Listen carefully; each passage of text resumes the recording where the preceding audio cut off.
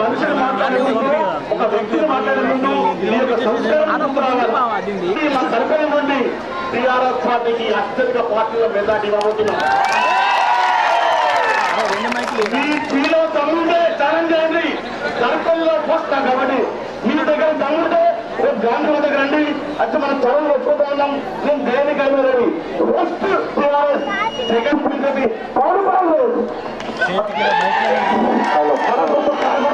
కాబట్టి అన్న ఈ ప్రాంతం గురించి మీకు బాగా తెలుసు కాబట్టి ముఖ్యంగా ఈ ప్రాంతాన్ని సాగునీటిలో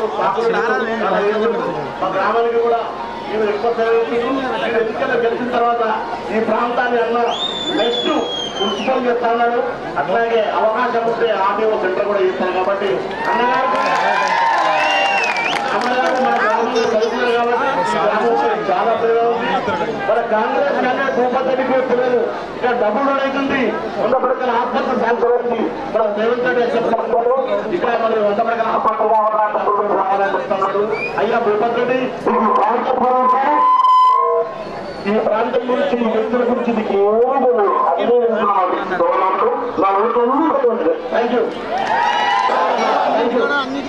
సూచనిస్తా నేను ఖచ్చితంగా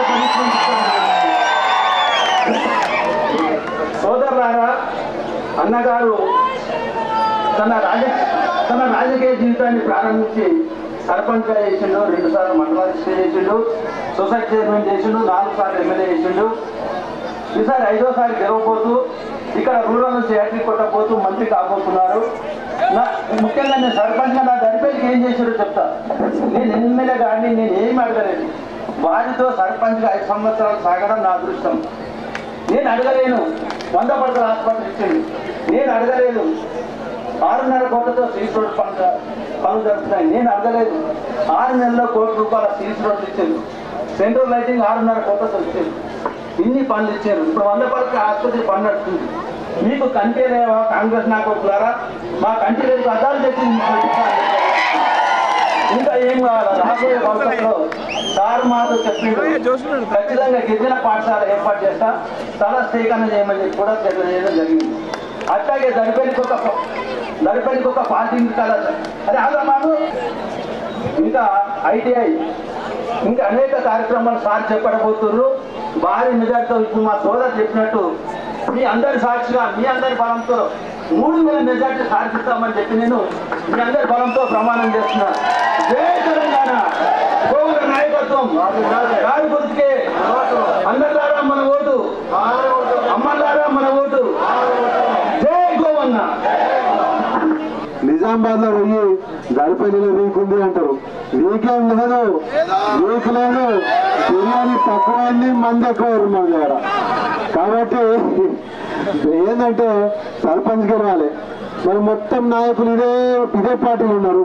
మరి పక్క పార్టీలో పోతే తప్ప వాళ్ళ పనికి లేదు కాబట్టి పోతున్నారు. అంతేగాని మన నాయకుడి మీద కోపం లేదు. రేపు మళ్ళా మన ప్రభుత్వం వస్తే మళ్ళా ఈ నాయకులంతా ఇక్కడికి చేరాలి. చేరుతారా కాదా? గతంలో చూసామా లేదా? ఈరోజు కొంతమంది ఏం చేస్తున్నారంటే ఒక డాక్టర్ వచ్చి పిచ్చి కుక్కలందరినీ ఎంబడి పెట్టుకొస్తున్నాడు. ఎవడు ఎక్కువ తిడితే వాడికి ఎక్కువ పిచ్చం వేస్తా, ఎవడు బాధ్యత గోవర్ధన్ ఎవరు ఎక్కువ తిడితే వాడికి అన్ని ఎక్కువ బిస్కెట్లు వేస్తా అని చెప్పి ఆశ పెట్టి మరి పార్టీలో చేర్చుకుంటే చిల్లర వాళ్ళందరూ ఆయన వెనుకలున్నారు. మరి మన సారు ఇంత సీనియర్ ఉన్నా సంస్కారవంతమైన నాయకుడు కాబట్టి ఇంత బుద్ధిమంతులైన నాయకులు, బుద్ధిమంతులైన పిల్లలు మన పార్టీలో ఉన్నారు. ఒకసారి ప్రజలు కూడా ఆలోచించాలి. మనల్ని రెచ్చగొడతారు, మనల్ని రెచ్చగొట్టి మనల్ని ఏదో రకంగా డ్యామేజ్ చేసే ప్రయత్నం చేస్తారు. మరి ఈరోజు బీజేపీ నుంచి కూడా క్యాండిడేట్ వస్తున్నాడు. మరి ఇక్కడనే ఉండి ఇక్కడనే తిని ఈ ఇంటి వాసాలు లెక్క పెట్టి మరి ఇప్పుడు ఎమ్మెల్యే కావాలని కోరికతో బయటకు వచ్చి అవాకులు చవాకులు పేలుతున్నారు. అరే నీకు ఎమ్మెల్యే టికెట్ ఇలా నువ్వు అంటున్నావు.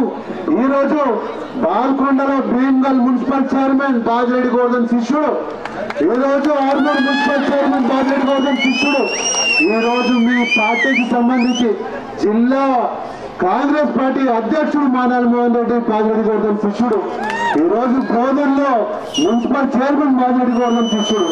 ఏమరా నువ్వు కానివ్వండి, నీకు ఇష్టం ఉంటే నీకు తేటుంటే వేరే పార్టీలో ఎమ్మెల్యే కొట్టాడు. నీ వర్గాన్ని కాపాడుకోవడానికి నీ వర్గాన్ని కాపాడుకోవడానికి ఈ పార్టీ సంఖ్యలు మా నాయకుడి సంఖ్యలు వచ్చి పదవిని అనుభవించి మరి ఈ రోజు నువ్వు మాట్లాడుతున్న మాటలు ప్రజలు నమ్మే పరిస్థితుల్లో లేరు.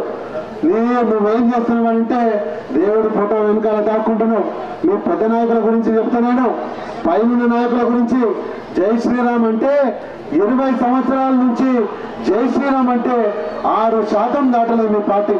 మరి అది గమనించిన నువ్వు ఈరోజు ప్రతి సందులున్న గ్రామ దేవతల దగ్గరకు వచ్చి కాళ్ళు మొక్కి చెంపలేసుకుంటున్నావు. అందుకు ఈరోజు నీ పార్టీకి 10% పెరిగింది.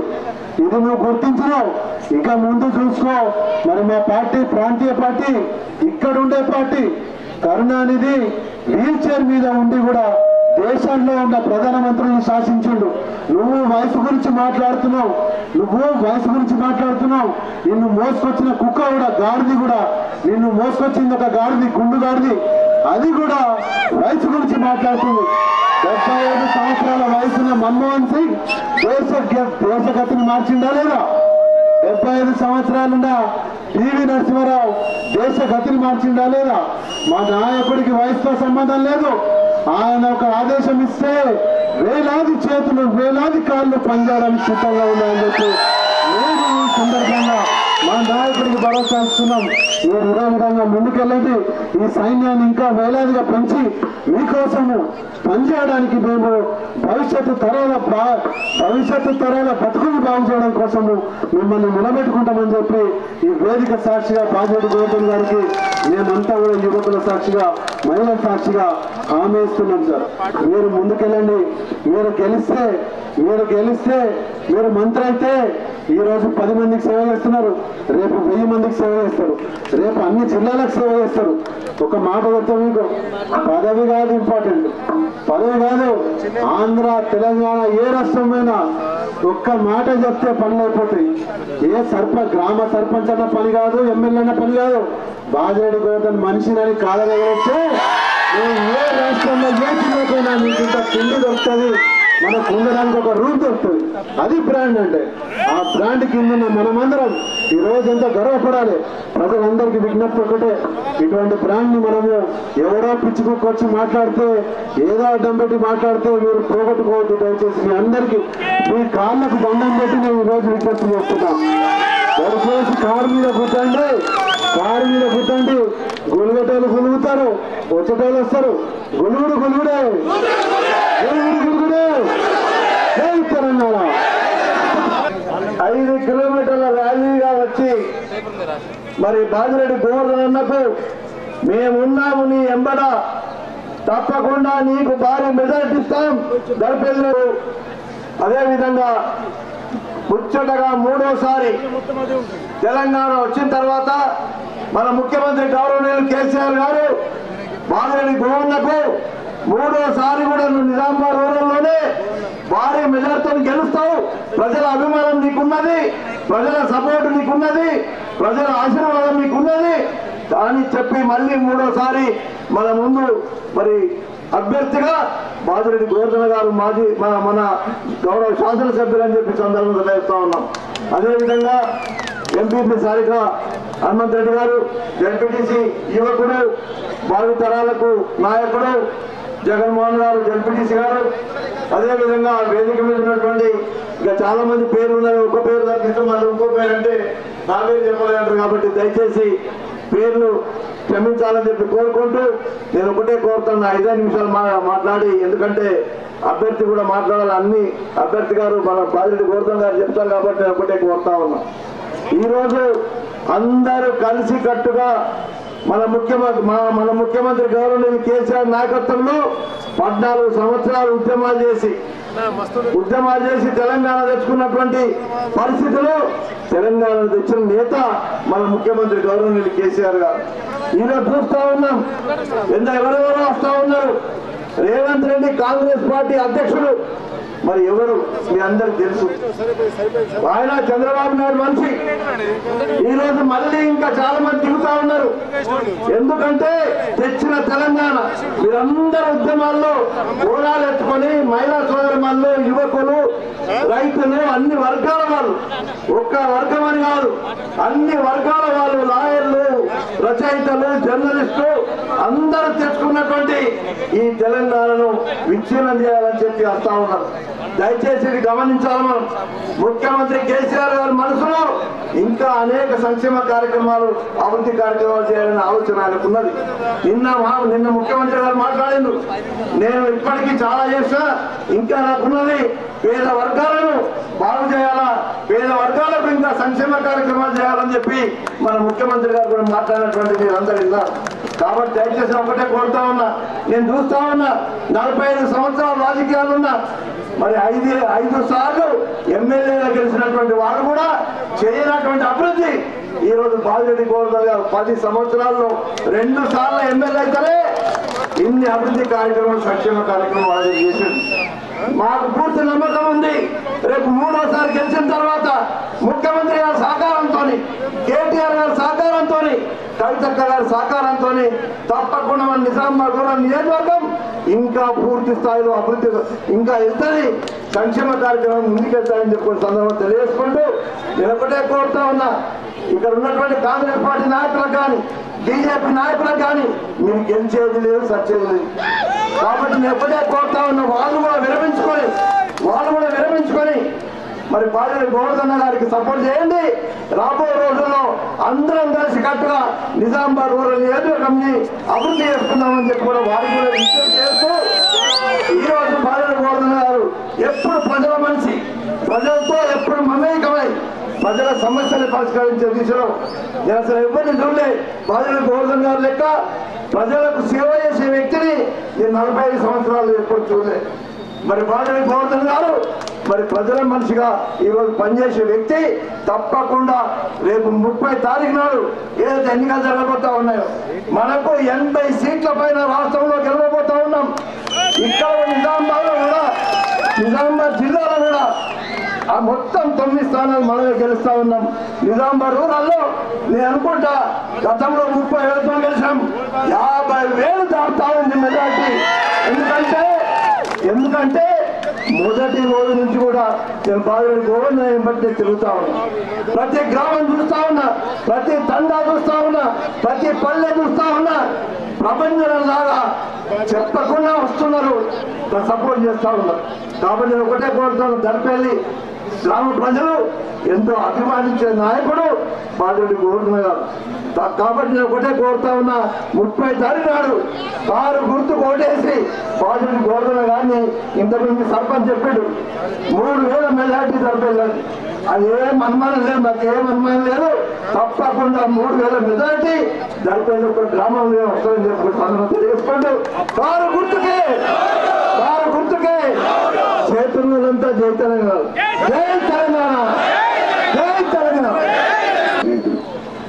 మరి ఈరోజు చూస్తున్నా నేను, మరి మీరందరూ మరి వస్తున్నా ఒకటే మాట, 2-3 విషయాలు నేను ఎక్కువ చెప్పండి. నేను తెలంగాణ సాధించిన తర్వాత కేసీఆర్ గారు ఈ తెలంగాణ వచ్చిన తర్వాత 10 ఏళ్లలో వారు ముఖ్యమంత్రి అయిన తర్వాత ఏ విధంగా దీన్ని రిపేర్ చేస్తున్నాడు, ఒక ఇంజనీర్ లాగా గ్రామ చేస్తున్నాడు, ఏ విధంగా డెవలప్ చేస్తున్నాడు అనే విషయాన్ని మరి మీరందరూ గమనించాలా. గ్రామాన చాలా మంది పేదవాళ్ళు ఉన్నారు, చాలా మంది వృద్ధులు ఉన్నారు, చాలా మంది వితంతులు ఉన్నారు, చాలా మంది ఒంటరి మహిళలు ఉన్నారు, చాలా మంది వికలాంగులు ఉన్నారు, చాలా మంది పీడికాంతలు ఉన్నారు. అన్ని గ్రామాలలో ఉన్నటువంటి నేను చెప్పిన వాళ్ళందరూ కూడా ఈరోజు 2,000 పెన్షన్ తీసుకుంటున్నారు, హాయిగా ఉంటారు, సంతోషపడుతున్నారు. మరి అదేవిధంగా కొంతమంది పిఎఫ్ ఉన్నటువంటి పీడి కార్మికులకు పెన్షన్ రావడం లేదని చాలా మందిలో ఒక ఆశ ఉంది, వాళ్ళకు రావడం లేదనే నిరాశ ఉంది. వాళ్ళకు మొన్న ముఖ్యమంత్రి గారు తిట్టుపల్లి వచ్చినప్పుడు వాళ్ళు తెలియడం జరిగింది, 2014లో ఉన్నటువంటి కటాఫ్ రేట్ను ఇమీడియట్గా నేను రాగానే ఎత్తేసి వాళ్ళందరికీ కూడా పెన్షన్ ఇస్తానని చెప్పడం జరిగింది. మా అక్కలకు, మా చెల్లెలకు మనవి చేస్తున్నా, ఎవరికైతే పీడిఎఫ్ కార్మికులు ఉన్నారో వాళ్ళందరికీ కూడా 3,000 రూపాయల పెన్షన్ కూడా ఇచ్చేపడి చేస్తారు. అదేవిధంగా టీకా ఠేకేదారులకు కూడా మరి అదే 2000 రూపాయలు విస్తరిస్తూ గ్రామాలలో ఈరోజు మరి చాలా సామెతలు పడి సామెత ఏంటంటే తెలంగాణలో ఉన్న అన్ని గ్రామాలలో ప్రతి గ్రామంలో హనుమంతుడి కూడా ఉంటుంది, ప్రతి ఇంట్లో ఈఎస్ఆర్ స్కీమ్ ఉంటుంది. ఇది ఒక నానుడి. మరి ఈరోజు కొంతమంది కాంగ్రెస్ పార్టీ నాయకులు ఎట్లయితే విమర్శిస్తారో టీఆర్ఎస్ పార్టీని మమ్మల్ని విమర్శలు వ్యక్తులు వాళ్ళ ఇంట్లో వాళ్ళ అమ్మ పెన్షన్ వస్తుంది, వాళ్ళ భార్యకి పెన్షన్ వస్తుంది, వారికి భూమి ఉంటే మరి రైతు బంధు వస్తుంది, మరి పొలం చేసుకుంటే ఇలాగ కరెంట్ వాడుకుంటాడు. ఇవన్నీ వాడుకుంటూ కూడా తల్లి పాలు రైతు తల్లి రొమ్ముకుంటూ చేస్తున్నారు వాళ్ళు. అలాంటి వ్యక్తుల పట్ల అప్రమత్తంగా ఉండాలి మనం. మనకి ఇవన్నీ అవసరం లేదు. ప్రజలు బతుకోవద్దు, ప్రజలు పేదవాళ్ళగా ఉండాలా, గరీబ్ వాళ్ళగా ఉండాలా, వాళ్ళ పీపుల్ తినాలి మనం. మరి ఈరోజు వైరల్ చేసుకోవాలా. చాలా మందికి 10 ఏళ్ళ నుంచి వైరల్ బంద్ అయిపోయినాయి. పోలీస్ స్టేషన్లో 3 ఇంటి లేడు, ఎంఆర్ఓ 3 ఇంటి లేడు, వాళ్ళ కడుపుమంటే ఎక్కువైపోయింది. ఇవాళ నేను చెప్తున్నా, ఈ రోజు మళ్ళీ మనం గెలిస్తే వాళ్ళ అదృష్టం. ఎందుకంటే కాంగ్రెస్ పార్టీ ఉండరు కాదు, ఇంకా పనిచేసుకుని వస్తున్నారు. అలాంటి పరిస్థితి మనకు వచ్చింది కదా. నేను మనం చేస్తున్నా ఏంటంటే వాళ్ళు ముఖ్యం కాదు మనకు, ప్రజలు ముఖ్యం మనకు. నేను ఎప్పుడు చెప్తా ఉంటాను, పేదవాళ్ళని చూద్దాం, మనకి ఏం వాళ్ళు చేద్దాం అని ఆలోచన వేరే ఆలోచన నాకు లేదు. నేను ఎప్పుడు కూడా చెప్తా ఉంటాను. నాకు నా ఇంటికి ప్రజలు వస్తే ఫస్ట్ నేను వాళ్ళు ఎవరు వచ్చారు, పేదవాళ్ళు వచ్చిందా, బస్సులో వచ్చిండొచ్చు, బస్సాది లేకుంటే ఎవరు అనుకుని వచ్చిండొచ్చు, వాళ్ళని ఫస్ట్ చూడాలని చూస్తూ ఉంటాను. నేను కూడా మానవత్వం చెప్పింది. మరి ఆ విధంగా చాలా అరుదుగా ఉంటారు ప్రజలు నాయకులు. మరి నేను పని చేస్తున్నా ఈ ప్రాంతంలో 2 సార్లు ఎమ్మెల్యే మీ అందరి చెలవు వల్ల గ్రామాన్ని డెవలప్ చేశాం. ప్రతి గ్రామాన్ని డెవలప్ చేశాం.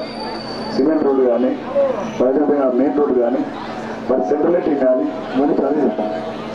ఇంకా చేయాల్సింది చాలా ఉంది. మండల కేంద్రం దరిపిల్లిలో మినీ ట్యాంక్ బండ్ చేస్తాం మనం. అదేవిధంగా అందిరివేడ్ హాస్పిటల్ చేస్తాం మనం.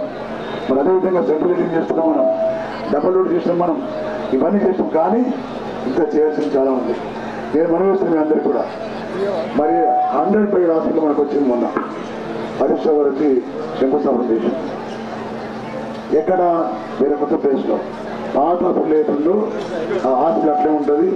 ఆ హాస్పిటల్లో ఈ 100 బెడ్ హాస్పిటల్ కట్టిన తర్వాత దానిలో నర్సింగ్ కాలేజ్ కూడా పెట్టి ఏర్పాటు చేస్తాను కూడా మనం చేస్తున్నాం. వాళ్ళని చాలా మంది కోరుకుంది ఆర్టీఓ ఉండాలని నేను ప్రయత్నం చేస్తాను, మ్యాక్సిమం ప్రయత్నం చేస్తాను. తప్పకుండా రెవెన్యూ డివిజన్ మన పూర్తిగా చేస్తామని మనం చేస్తున్నాం. ఇవన్నీ చేయాలంటే దమ్ముండాలి, ధైర్యం ఉండాలి, ఆలోచన కూడా ఉండాలి. ఆ ఆలోచన, దమ్ము, ధైర్యం నాలో ఉంది కాబట్టి చేస్తాను. మనం చేస్తున్న అందరూ కూడా ఆ రోజుల్లో 10 ఏళ్ల కిందట కాంగ్రెస్ పార్టీ గవర్నమెంట్ ఉండే పెన్షన్ ఎంత ఇచ్చారు గరీబ్ వాళ్ళకు 200 రూపాయలు చూపించాలన్నా వాళ్ళు మనం ఎంత ఇస్తున్నాం 2000 రూపాయలు ఇస్తున్నాం. ఆ రోజుల్లో పేద ఆడపిల్లలకు పెళ్లిళ్ళు చేస్తే ఇవాళ రూపాయి ఇచ్చిన వాళ్ళు ఇలా ముఖ్యమంత్రి గారు ఆ కుటుంబానికి, ఆ తల్లికి 1,16,000 రూపాయలు మొత్తం తెలిసిన వ్యక్తి రాష్ట్రంలో ఉన్నారంటే కేసీఆర్ గారు. కేసీఆర్ లాంటి వ్యక్తి మళ్ళీ సీఎం అయితే తప్ప మన రాష్ట్రం మళ్ళీ బాగుపడదు. దయచేసి చెప్తున్నా, అప్రమత్తంగా ఉండాలి అందరూ కూడా, యువకులు కానీ పిల్లలు కూడా. నేను ఎంతో విషయం చెప్తున్నా, జనాలు ఎత్తుకుంటాం వచ్చి కాంగ్రెస్ పార్టీ వాళ్ళు తెలంగాణ వచ్చినాక యువకులకు ఉద్యమాలు ఇచ్చిందని ఇచ్చినాం మేము. తెలంగాణ వచ్చిన తర్వాత 2,30,000 మందికి గవర్నమెంట్ ఉద్యోగాలు ఇచ్చాం మనం. అదేవిధంగా జగన్ కానీ నేను కానీ మనం కోచింగ్ సెంటర్ పెట్టి కానిస్టేబుల్ 15 మందికి కానిస్టేబుల్ ఇప్పించాం మనం. మెగా జాబ్ మేళ పెట్టి 500 మందికి ఉద్యోగాలు ఇస్తాం ప్రైవేట్లో. మేము చేస్తున్నాం, మేము ఎవరు చేయడు, మనం చేస్తున్నాం మనం. ఇవాళ నేను చెప్తున్నాం మీ అందరికీ కూడా. మరి గతంలో కాంగ్రెస్ ప్రభుత్వం ఉన్నప్పుడు 10 ఏళ్లలో ఇచ్చిన గవర్నమెంట్ ఉద్యోగాలు ఓన్లీ 10,000 మాత్రమే. 15 మందికి ఉద్యోగాలు ఇచ్చిన వ్యక్తులు ఇలా తెలంగాణకు వచ్చి ఎక్కడిస్తూ ఉంటారు. నేను చెప్తున్నాను మీ అందరికీ కూడా, ఫ్యూచర్ బాగుంది పిల్లలకు. పిల్లలు కూడా చెప్తున్నారు, యూత్కు సోషల్ మీడియా పడి వాళ్ళు ఇచ్చే అడ్డగోలు మాటలు విని మేము తప్పుతారు పెట్టదని పని చేస్తున్నాం. ఇవాళ చెప్తున్నా మీకు, ఈ రాష్ట్రంలో ఎస్సీ, బీసీ పిల్లలకు గురుకుల పాఠశాలలు పెట్టి ముఖ్యమంత్రి గారు దానిలో ఎస్టీ పిల్లలు ఆడపిల్లలు కానీ మగపిల్లలు కానీ చదువుకుంటే వాళ్ళు అడ్మిషన్ పెడితే సంవత్సరానికి 1,20,000 ఖర్చు పెట్టుకున్నాడు. తన సొంత పిల్లలు కూడా పెట్టుకున్నారు. ఇలాంటి కార్యక్రమం ప్రతి సంవత్సరం దాదాపుగా 1000 గురుకుల పాఠశాలలు పెట్టినారు. 1000 గురుకుల పాఠశాలలో 700 మంది చదువుకుంటారు.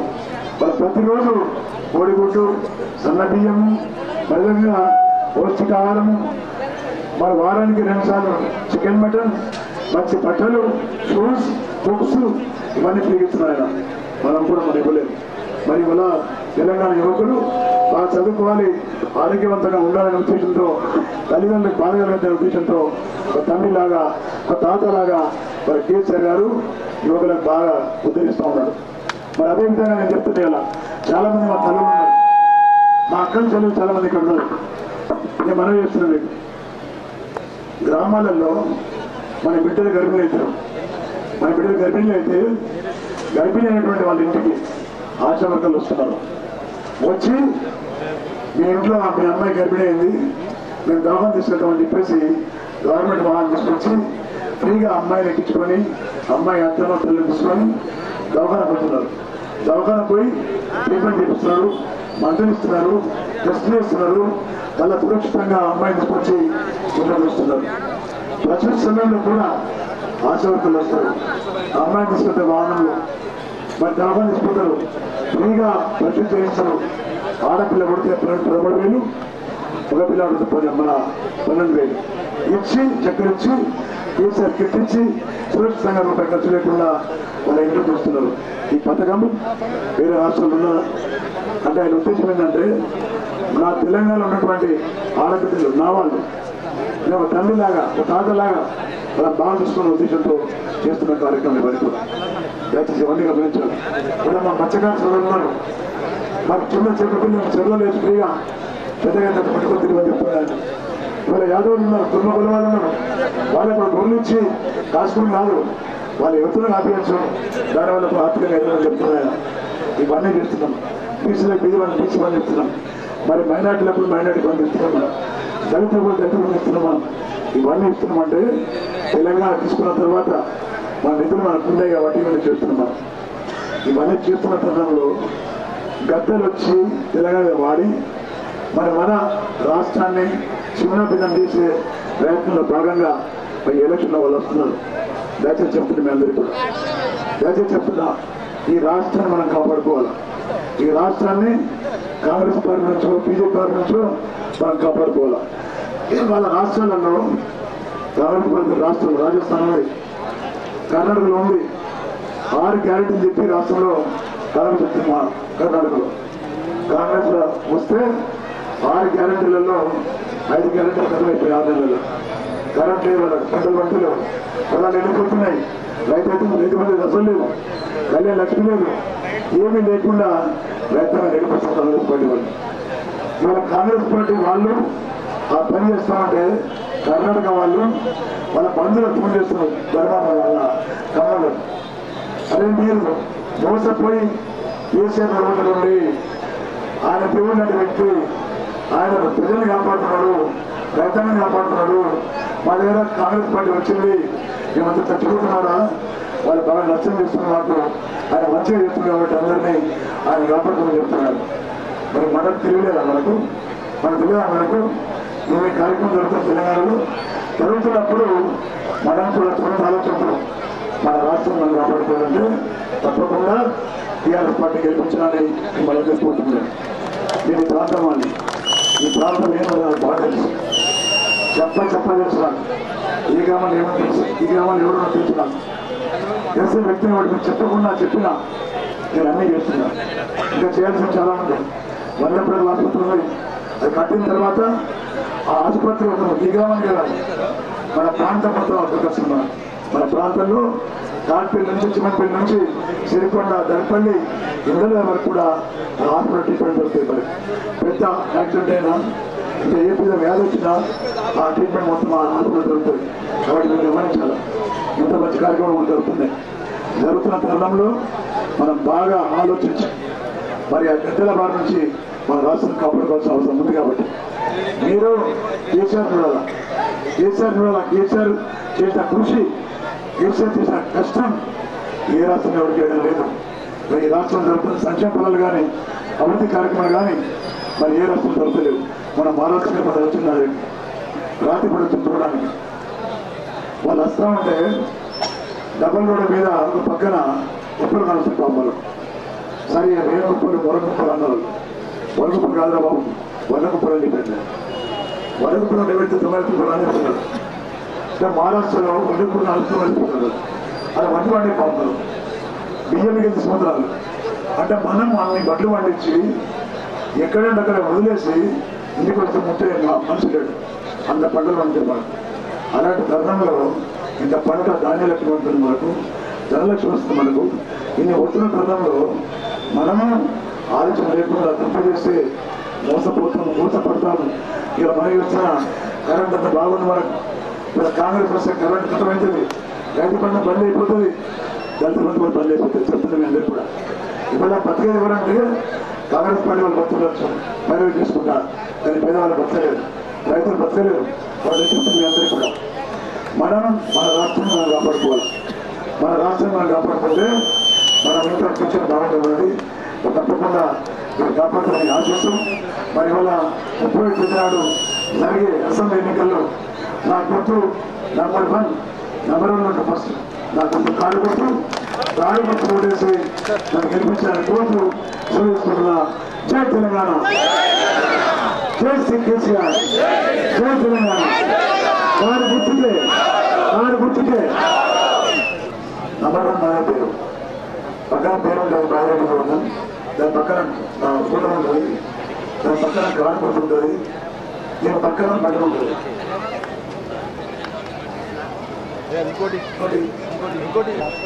కారు గుర్తుకే